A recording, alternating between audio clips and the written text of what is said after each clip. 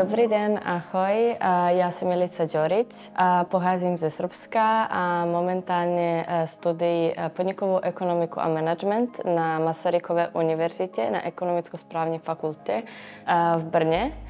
Dokončila jsem bakalára a úspěšně pokračuji s magistrem. Kurz češtiny jsem začala navštěvovat v Srbsku v roce 2017-18, když mi bylo 17 let a potom jsem pokračovala s češtinou tady v Brně. Motivace byla to, že jsem vždy chtěla studovat v zahraničí, to byl můj sen. A potom jsem od starších ročníků slyšela motivující a úspěšné příběhy, že jsou byli velmi spokojení se studiem v Česku. Střední školu jsem navštěvovala třída kapitána Jaroša. Je to jedna z asi nejlepších středních škol tady v Brně, gymnázium.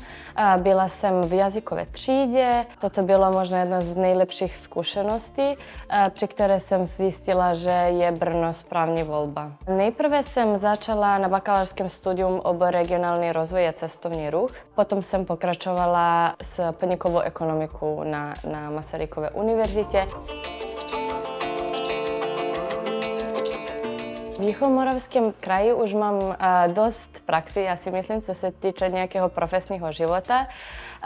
Tento léto jsem měla letní stáž v personalistice. Zároveň pracuji na různých projektech, jako je Munis a dalších školních projektů. Takže praxi mám i co se týče profesního života, tak i akademického.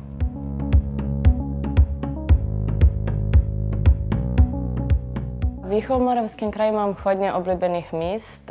Na prvním místě Umělecké technologické muzeum kvůli uměleckým díl, které jsou tam, český porcelán, české sklo, je tam i coffee robot, takže všem zahraničním studentům a kamarádům, kteří tady přijdou, ráda ukážu, jak je to tam pěkné. Moje profesní plány v České republice jsou velké a jsem ráda, že jsem na ekonomicko-správní fakultě, protože umožňuje různé možnosti, různé projekty, stáže, praxe, které aktivně využívám.